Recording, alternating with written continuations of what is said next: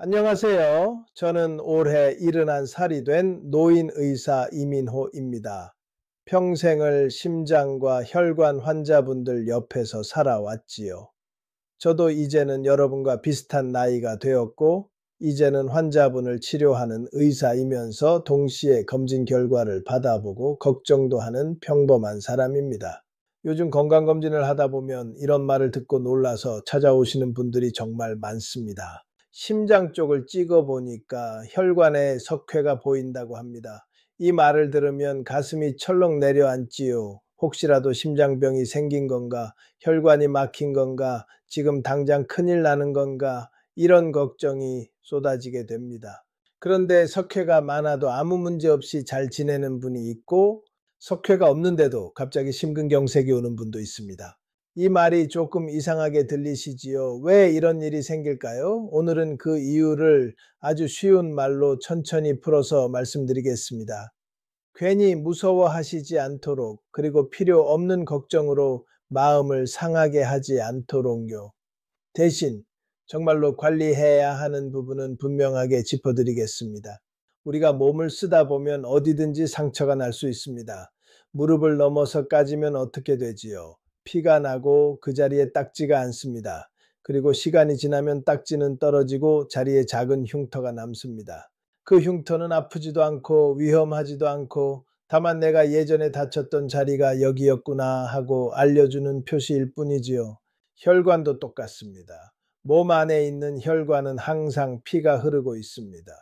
그런데 혈관은 아주 부드러운 길처럼 생겨 있어서 나이가 들거나 혈압이 높거나 기름진 음식을 많이 먹거나 담배를 오래 피우면 혈관벽이 조금씩 자극을 받습니다. 그 자극을 몸은 상처라고 느끼게 됩니다. 그러면 몸이 그 상처를 다시 덮고 보호하려고 합니다. 바로 그 과정에서 생기는 것이 석회입니다. 즉 혈관 안의 석회는 우리 몸이 혈관을 지키려고 만든 흉터 같은 것입니다. 흉터는 아프지 않지요. 흉터 때문에 무릎이 갑자기 고장 나지 않지요. 하지만 흉터는 우리에게 말을 해줍니다. 예전에 여기 다친 적이 있었다고요. 혈관의 석회도 똑같습니다. 석회가 있다는 것은 혈관이 한 번 이상 자극을 받았다라는 뜻입니다. 그게 전부입니다. 그래서 석회가 딱 보였다고 해서 당장 혈관이 막혔다, 심장병이 왔다, 이렇게 겁부터 먹을 필요는 전혀 없습니다. 그냥 몸이 오래 버티다가 생긴 흔적일 수 있습니다. 우리가 예순, 일흔, 여든이 되면 살면서 받은 상처 하나 없이 살 수는 없지 않겠습니까? 하지만 여기서 중요한 게 있습니다. 흉터가 있다는 말은 이제는 혈관을 더 조심해야 할 때가 됐다는 뜻입니다. 무서워할 필요는 없지만 내 몸이 보내는 신호를 무시해서는 안 된다는 말입니다. 여기까지가 석회가 무엇인지, 그리고 왜 생기는지에 대한 기본 이야기입니다. 생각보다 단순하지요. 겁낼 일은 아닙니다. 그렇다고 아무렇게나 살아도 된다는 뜻은 아닙니다. 그래서 왜 CT에서 석회가 실제보다 훨씬 커 보이는지, 그래서 더 무섭게 보였는지 그 비밀을 아주 쉬운 비유로 말씀드리겠습니다. 자, 이제 석회가 흉터 같은 것이라는 이야기는 이해가 되셨을 거예요. 그런데 환자분들이 제일 놀라시는 이유가 뭔지 아십니까? 검사 사진을 직접 눈으로 보니까 석회가 굉장히 크게 보인다는 점입니다. 하얀 덩어리가 혈관 한가운데를 꽉 막고 있는 것처럼 보이니까 당연히 마음이 철렁 내려앉지요. 그 모습만 보면 누구라도 겁이 날 수밖에 없습니다. 하지만 그 사진은 실제 모습보다 더 크게 보이는 것입니다. 왜냐하면 CT는 몸속을 볼 때 엑스레이 빛을 사용하기 때문입니다. 이 엑스레이 빛은 부드러운 조직을 통과할 때는 그냥 통과하는데요. 석회처럼 단단한 물질을 만나면 빛이 퍼져서 번져 보이게 됩니다. 그래서 원래는 아주 조그만 모래알 같은 크기여도 화면에서는 동전만큼 크게 보일 수 있습니다. 아주 쉬운 비유를 하나 들겠습니다. 여러분 손바닥을 벽 가까이 대고 전등 불빛을 비춰보신 적 있으시지요? 손이 벽에 가까우면 그림자가 작게 보입니다. 그런데 손을 벽에서 천천히 멀리 떼어보면 어떻게 되지요? 그림자가 점점 커집니다. 손이 커져서 그런 게 아니라 그림자를 만들어주는 빛이 퍼지기 때문입니다. CT에서 석회도 바로 그 원리입니다. 그러니까 화면에 보이는 석회의 크기가 내 몸속에서 실제로 혈관을 얼마나 차지하는지는 눈으로 보면 크게 보이는 것보다 훨씬 작을 가능성이 높습니다. 하지만 병원에서 누가 이 설명을 충분히 해주지 않으면 환자 입장에서는 그냥 이거 크게 보이네, 위험하네, 막혔네, 이렇게만 받아들이게 됩니다. 그래서 필요 이상으로 불안해지는 것입니다. 또 하나 중요한 점이 있습니다. CT는 매우 정밀해 보이지만 해상도의 한계가 있습니다. 카메라로 사진을 찍을 때도 사진이 너무 확대되면 흐릿하게 보이고 무언가가 더 크게 번져 보이기도 하지요. 마찬가지로 CT 영상 도점 하나만 조금 크게 잡혀도 혈관이 실제보다 더 좁아 보일 수 있습니다. 그래서 CT 결과만 보고 당장 막혔다고 판단하는 것은 아주 성급한 일입니다. 제가 외래에서 환자분들과 자주 나누는 말이 있습니다. 눈에 보이는 것이 전부가 아닙니다. 우리가 사진을 보고 판단할 때 그 사진이 어떤 원리로 만들어졌는지를 함께 이해해야 올바른 판단을 할 수 있습니다. 그러니 CT 화면만 보고 크게 보인다고 해서 겁먹고 마음부터 급하게 만들 필요는 없습니다. 그건 진짜 모습이 아니라 빛이 퍼져서 보이는 모습일 뿐입니다. 이제 여러분은 석회가 무조건 나쁜 것이 아니라는 것도 이해하셨고 CT에서 크게 보이는 이유도 이해하셨습니다. 그렇다면 다음으로 궁금한 것은 이것일 겁니다. 그럼 석회가 있다는 게 내 몸에 어떤 의미냐? 앞으로 나는 어떻게 해야 하느냐? 바로 다음 장에서 석회가 있다는 것이 어떤 신호인지, 그리고 그 신호를 어떻게 받아들여야 하는지 천천히 설명드리겠습니다. 겁을 주기 위한 이야기가 아니라 여러분이 앞으로 어떻게 안전하게 살아가야 하는지를 알려드리는 과정입니다.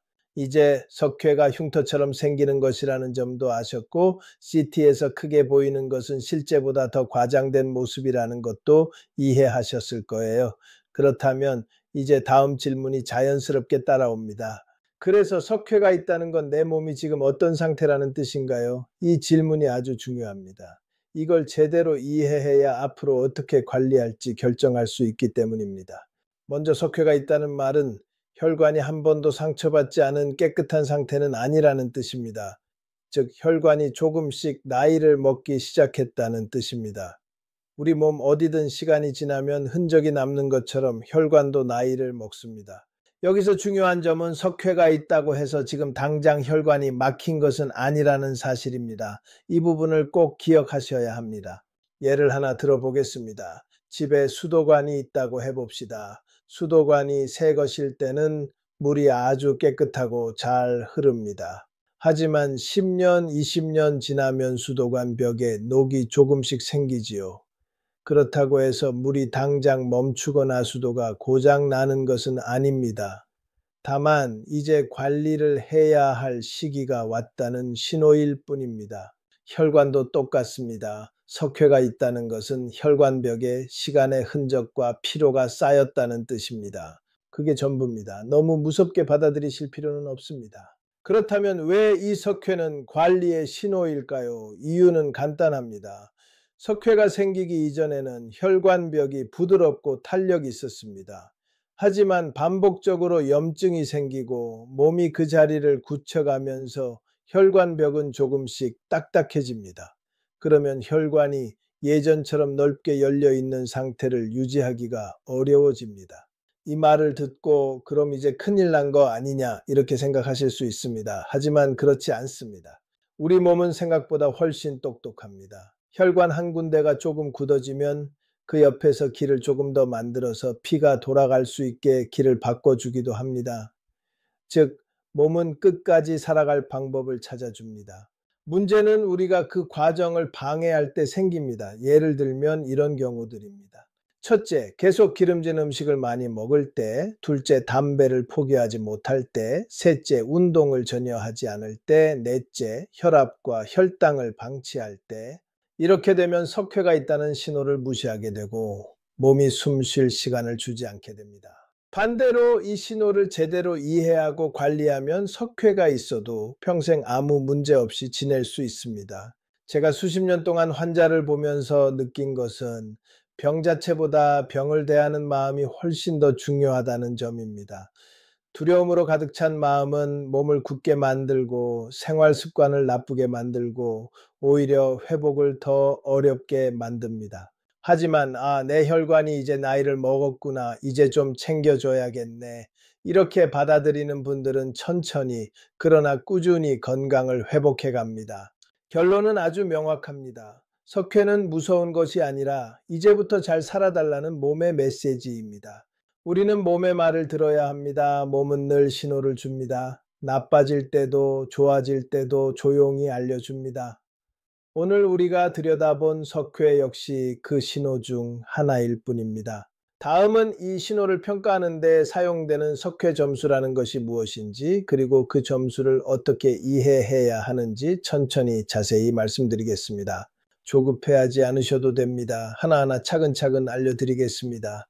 이제 석회가 흉터와 같다는 것, 그리고 CT에서 실제보다 크게 보일 수 있다는 것, 석회가 우리 몸이 보내는 관리 신호라는 점까지 이해하셨습니다. 그렇다면 건강검진 결과지에서 보셨을 법한 석회 점수, 이 점수는 어떻게 이해해야 할까요? 종이에 적힌 숫자 하나 때문에 걱정을 과하게 하시는 분들이 정말 많습니다. 그래서 이 부분을 정확하게 이해하는 것이 아주 중요합니다. 석회 점수라는 것은요, 석회가 혈관벽에 얼마나 있는지를 대략적으로 계산한 숫자입니다. 이 점수는 병이 생겼다, 아니다를 말해주는 것이 아니라 앞으로 심장과 혈관에 문제가 생길 가능성이 얼마나 될 수 있는지를 알려주는 지표입니다. 다시 말하면 이 숫자는 지금 내 상태를 진단하는 도구가 아니라 미래의 위험을 미리 알려주는 안내판 같은 역할을 합니다. 그럼 점수별로 어떻게 받아들여야 하느냐 하면요, 석회 점수가 0점이라고 적혀 있는 분도 있습니다. 이 경우는 혈관벽에 보일 만큼의 석회가 아직 생기지 않았다는 뜻입니다. 그렇다고 해서 완전히 괜찮다고 볼 수는 없습니다. 지금은 괜찮을 수 있지만 생활 습관이 나쁘거나 혈압과 혈당을 무시하면 이 점수도 얼마든지 올라갈 수 있습니다. 즉, 이제부터 관리하면 좋다는 의미입니다. 석회 점수가 1점에서 100점 사이라면 혈관이 조금은 나이를 먹기 시작했다는 뜻입니다. 하지만 이 구간에서는 꾸준히 관리만 하면 평생 문제없이 지낼 가능성이 아주 높습니다. 식습관, 운동, 혈압 관리만 잘 하시면 됩니다. 약을 꼭 먹어야 한다는 뜻도 아닙니다. 석회 점수가 100점에서 400점 사이라면 조금 더 주의를 기울여야 하는 단계입니다. 이 구간에서는 사람마다 상황이 조금씩 다릅니다. 혈압이 높은지, 당뇨가 있는지, 담배를 오래 피웠는지 같은 다른 위험 요인들을 함께 보아야 합니다. 여기서 의사와 상의하여 약을 시작할지 말지 결정하는 경우가 많습니다. 석회 점수가 400점을 넘는다면 혈관 전반적으로 나이를 많이 먹었다는 뜻입니다. 이 단계에서는 심장 질환의 가능성이 실제로 조금 올라갑니다. 그래서 의사와 상의하여 고지혈증 약이나 아스피린 같은 약을 쓸지 고민할 필요가 있습니다. 무조건 위험하다, 지금 바로 큰일 난다, 그런 뜻이 아니라 이제는 관리가 선택이 아니라 필요가 된 단계라고 이해하시면 됩니다. 이제 중요한 이야기 하나를 더 말씀드리겠습니다. 석회 점수는 시간이 지나면 자연스럽게 올라갈 수 있습니다. 나이가 들면 머리에 흰머리가 생기듯 혈관에도 조금씩 흔적이 쌓입니다. 그래서 작년에 200점이었는데 올해 250점이라고 해서 갑자기 상태가 나빠지거나 위험해졌다는 뜻이 아닙니다. 제가 환자분들께 항상 드리는 말은 이렇습니다. 숫자는 참고용이지 겁을 먹으라고 있는 것이 아닙니다. 결국 가장 중요한 것은 점수 자체가 아니라 내가 어떻게 살아가고 관리하느냐입니다. 석회 점수를 보고 불안해지고 걱정이 커지고 잠을 못 이끌 필요는 전혀 없습니다. 오히려 그럴수록 몸이 더 지칩니다. 이 숫자는 여러분을 위협하려고 나온 것이 아니라 앞으로 건강을 지키기 위해 조금 더 신경 써달라는 몸의 안내문입니다. 그렇다면 누가 약을 먹어야 하고 누구는 약 없이도 관리해도 되는지 아주 명확하게 구별해서 설명드리겠습니다. 몸은 겁을 주지 않습니다. 몸은 말없이 알려줄 뿐입니다. 우리는 그 말을 정확하게 들으면 됩니다. 이제 석회 점수가 무엇을 의미하는지까지 이해하셨습니다. 그렇다면 가장 많이 받는 질문이 있습니다. 바로 이것입니다. 그럼 저는 약을 먹어야 하나요? 이 질문은 정말 많은 분들이 하십니다. 누구는 약을 먹어야 한다고 하고, 누구는 굳이 먹을 필요 없다고 하고, 인터넷에서 검색해 보면 또 말이 다 다릅니다. 그래서 마음이 더 복잡해지고 불안해지는 것이지요. 하지만 기준은 생각보다 아주 분명합니다. 제가 환자분께 설명할 때는 아주 쉽게 세 가지로 나누어서 설명합니다. 먼저 심장 증상이 이미 있는 분입니다. 예를 들면 걷다가 가슴이 뻐근하거나 등이 조이는 느낌이 오고 잠깐 쉬면 나아지는 경우가 있지요. 이건 몸이 혈관이 좁아지기 시작한 신호를 보내는 것입니다. 이런 분들은 석회 점수와 관계없이 약을 먹으면서 관리를 시작하는 것이 좋습니다. 몸이 이미 불편하다는 말을 하고 있기 때문입니다. 두 번째는 심장 증상은 없지만 위험 요인이 있는 분입니다. 예를 들면 혈압이 높거나 당뇨가 있거나 담배를 오래 피웠거나 콜레스테롤 수치가 계속 높게 나오는 경우가 여기에 해당됩니다. 이런 분들은 석회 점수와 함께 보아서 필요하면 약을 시작하기도 합니다. 특히 석회 점수가 100점에서 400점 사이에 있을 때 이 위험 요인들이 같이 있다면 약을 먹는 것이 도움이 될 수 있습니다. 여기서 말하는 약이라는 것은 주로 고지혈증 약, 조금 더 쉽게 말하면 혈관벽을 안정시키는 약입니다. 이 약은 혈관을 깨끗하게 만드는 약이 아닙니다. 석회를 녹이는 약도 아닙니다. 대신 염증을 줄여주고 혈관이 더 손상되지 않도록 보호해주는 역할을 합니다. 즉, 석회가 더 생기지 않도록 도와주는 약입니다. 세 번째는 심장 증상도 없고 위험 요인도 없고 석회 점수가 낮은 분입니다. 예를 들면 석회 점수가 1점에서 100점 사이이고 혈압도 정상이고 혈당도 괜찮고 담배도 피우지 않고 운동도 꾸준히 하고 계시는 분이라면 약을 꼭 먹을 필요가 없습니다. 이런 분들은 생활 습관만 잘 지키면 충분합니다. 그러니까 정리하자면 약은 모든 사람이 먹는 것이 아니라 필요한 사람이 먹는 것입니다. 약을 먹는다고 혈관이 바로 좋아지는 것도 아니고 약을 안 먹는다고 바로 나빠지는 것도 아닙니다. 중요한 건 왜 먹는가, 언제 먹는가, 어떤 목적을 가지고 먹는가입니다. 그리고 한 가지 더 말씀드릴게요. 어떤 분들은 검진 결과에서 석회가 보였다는 말만 듣고 겁이 나서 바로 약부터 달라고 하십니다. 반대로 어떤 분들은 약을 먹는 것은 지는 것이라고 생각하고 끝까지 버티려고 하십니다.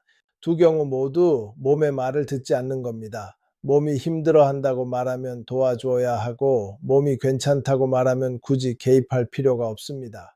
약은 겁나서 먹는 것도 아니고 자존심 때문에 피하는 것도 아닙니다. 약은 도구입니다. 필요하면 쓰고 필요 없으면 내려놓으면 됩니다. 그게 가장 현명한 관리입니다. 그러니 외우셔야 할 말은 이겁니다. 약은 병이 아니라 사람을 위해 있는 것이다. 약을 먹든 안 먹든 가장 중요한 것은 결국 생활 속 관리입니다. 우리 혈관은 우리가 어떻게 살아가는지에 따라 충분히 다시 건강해질 수 있습니다. 지금부터 무엇을 실천해야 하는지 가장 현실적이고 부담 없는 방법으로 하나씩 안내해 드리겠습니다. 몸을 고치는 것은 큰 변화가 아니라 아주 작은 습관에서 시작됩니다.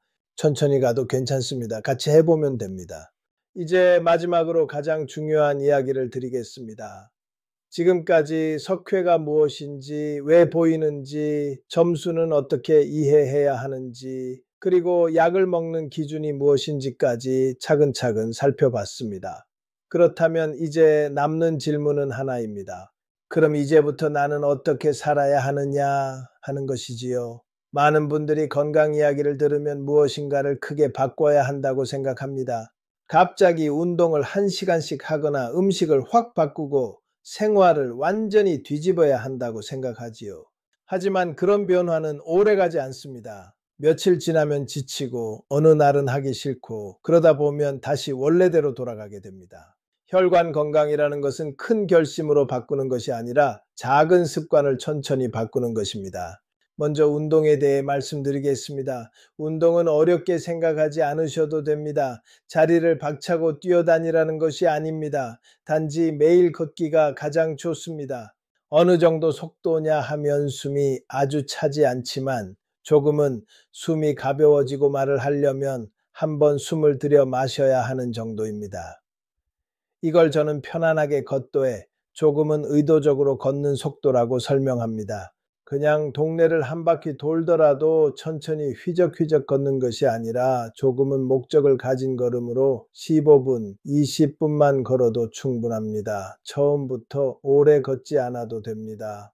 걷기는 혈관을 부드럽게 열어주고 심장을 무리가 가지 않게 단련시켜 줍니다. 걷기만 꾸준히 해도 석회가 더 늘어나는 속도를 늦출 수 있습니다. 다음은 식습관입니다. 이 부분에서 많은 분들이 오해를 하십니다. 기름기만 줄이면 되는 줄 알지만 사실 혈관을 굳게 만드는 가장 큰 원인은 단 음식과 과하게 가공된 음식입니다. 예를 들면 달달한 커피, 과자, 빵, 케이크, 단 음료 같은 것들입니다.